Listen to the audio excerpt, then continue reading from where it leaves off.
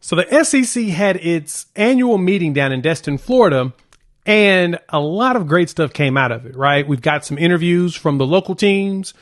Shout out to On 3, the Sooner Scoop squad. George Stoya was down there, and he had some great quotes from Brent Venables, as well as from the ADs from Oklahoma, as well as Texas, talking the Red River rivalry and all of that. Well, one big thing that jumped out of that was we got some schedules. We got some schedule updates. We got some times. A little sneak preview of what's to come here in 2024. So let's jump in the ones that were revealed, especially the one that y'all care about the most, because I want to get y'all's thoughts on that.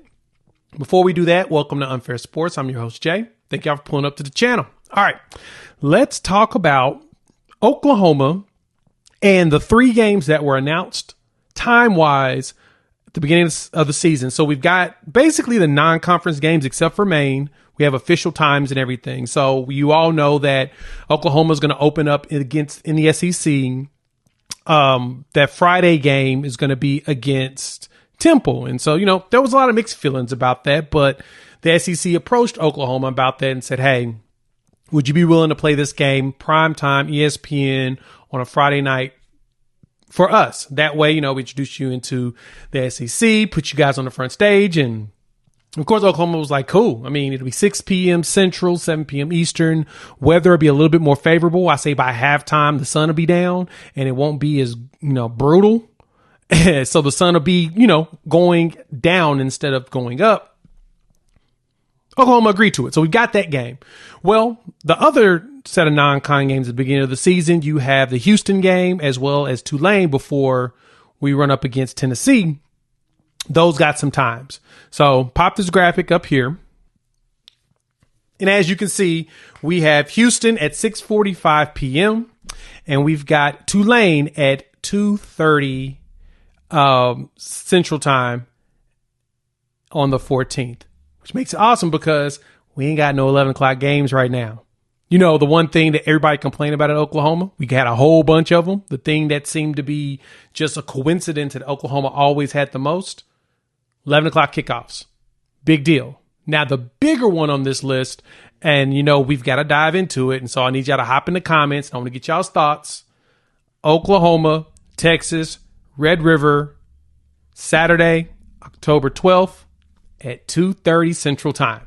Yes, the prime SEC slot is now Oklahoma and Texas for Red River. Now, granted, Oklahoma AD as well as Texas both has stated that this is what they had been wanting, right? This is something they've been pleading with not back in the Big 12 days. And the one thing that came out of that was the bigger problem was less that they didn't want to put that game to that time. It was more that the inventory wasn't there, right? The SEC really doesn't have morning slots. They've got the afternoon and evening stuff. And the Big 12 didn't have anything available. At least that's what the AD says. I don't know. Whatevs. But it appears that Oklahoma now and Texas will play this season, first season in SEC at the 2:30 time slot. There's a lot of mixed feelings on that. Half of y'all like it, half of you hate it. Half you like because now it gives you time to be at a party Friday night and you do stuff on Saturday morning and really get yourself ramped up.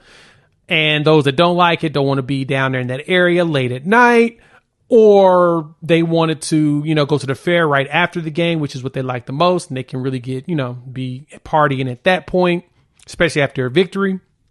But all in all, I didn't know how I felt about it initially. It took me some time to really get to it. But to be honest, I think 2:30 solid. Now, it's going to be hot, right? I was there at 11 o'clock. It was hot. And by the end of the game, I was hot. So it's going to be hot, most likely at 2:30 as well, unless weather is not favorable. It's going to be hot. But the good thing is it's on ABC or ESPN. It's going to be one of the two. It's most likely going to be on ABC as we anticipate both teams to be ranked at a very good spot at that point. There's no reason that neither one of them can go through and not have, at least 2 out of 3 games won from the non-conference. With Texas playing against Michigan up in Ann Arbor, there's a good chance, all of that jazz. But that game should be on ABC, so it'll be the national televised game. It's going to be an exciting time. So, but from that, it appears that most games won't end up in the later slot. And so the Greg Sankey, the commissioner of the SEC, mentioned that, because the two ADs wanted this is something they want to work towards. Now, there's no guarantee that it'll be this time every year, but they will work hard and vigorously to try to keep that time slot for this game because of how big of a deal it is, right?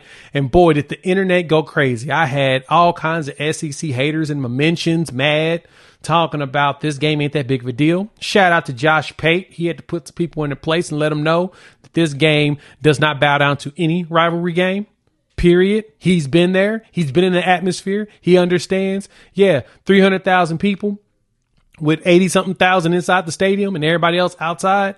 It's, it's ridiculous. It's an amazing environment. And once the players play in it, they all come out and say, yeah, I didn't expect this.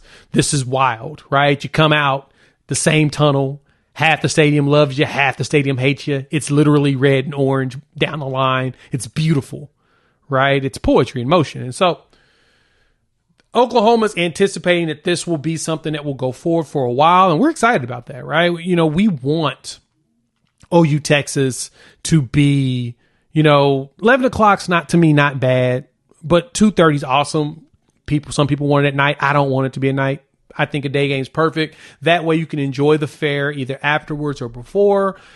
And, we don't need our people partying all day long before this game. You don't need them at the fair doing that. A lot of opportunities for bad stuff to go down. So we would prefer that it remains around 2:30. That's kind of the time I'm excited about. So that's the ones we've got. Let's recap that. Temple is the night game, 6 p.m. Central Time.